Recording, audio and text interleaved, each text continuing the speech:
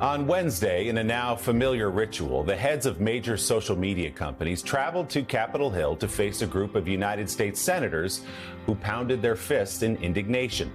The Senate Judiciary Committee put up a united bipartisan front in criticizing the executives for not doing nearly enough to protect young people online. So is the periodic public flogging from Congress just theater?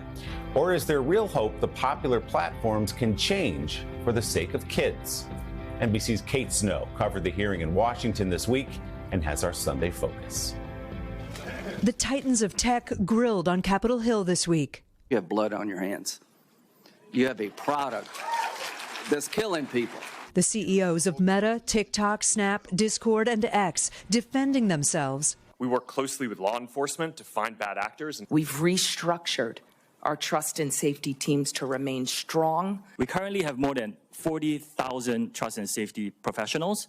As senators repeatedly said, they were failing. Your platforms really suck at policing themselves. Mark Zuckerberg, the CEO of Meta, which owns Facebook and Instagram, apologizing to the families of children victimized online at the urging of Missouri Senator Josh Hawley. I'm sorry for everything that you all have to go through the things that your families have suffered. But many worry the hearing was just empty theater. Are you hopeful, thinking things might change after this?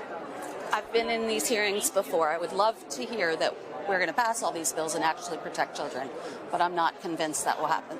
The risks posed to young people, deadly serious. Harms like suicide, but also young people's mental health, eating disorders, depression. Last year, U.S. Surgeon General Vivek Murthy warned that social media can have a profound risk of harm to the mental health and well-being of children and adolescents. And despite years of hearings and dozens of proposed bills, little has changed. It's been 28 years since Congress passed any significant legislation holding the major tech companies accountable. That's an outrage. That bill, the 1996 Communications Decency Act, tried to regulate indecency on the internet, but it also contains a provision known as Section 230, which shields social media companies from liability.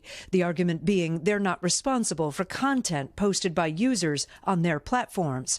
Critics now see that as hopelessly outdated. Section 230, which has been used to grant almost a get-out-of-jail-free card to the tech companies. Lawmakers like Senator Amy Klobuchar now want the rule to be significantly changed or repealed. We have liability against airlines and against train companies when you have no liability against these platforms because we're still pretending that they're tiny little companies in a garage. Another issue, age verification. The 5 social media companies at the hearing allow users to sign up without proving their birth date, meaning kids can pretend they're older and predators can pretend to be teenagers. He said he went to a high school that was like 15 minutes away.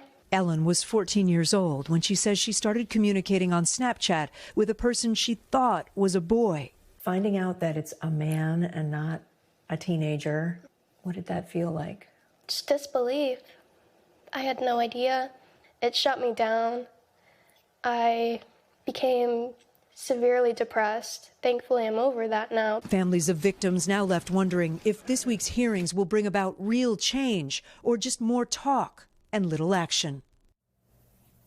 And Kate joins me now live. Kate, good morning. Let's take up your last point there. Is there hope all that sound and fury on Capitol Hill might bring accountability to these social media platforms?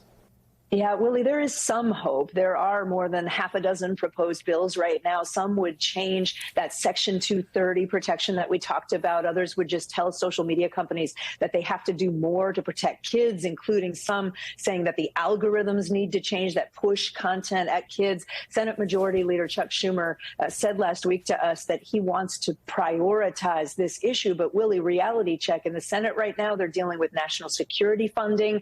They're dealing with trying to keep the federal government open. So when these measures might come to a full Senate vote is very unclear. Willie? Let's hope so. Something needs to change. Kate, thank you. Such a great look at really one of the defining stories of this time. We will be watching as Kate anchors NBC Nightly News tonight and every Sunday. Kate, thanks so much. Hey, thanks for watching. Don't miss the Today Show every weekday at 11 a.m. Eastern, 8 Pacific on our streaming channel, Today All Day. To watch, head to today.com/allday or click the link right here.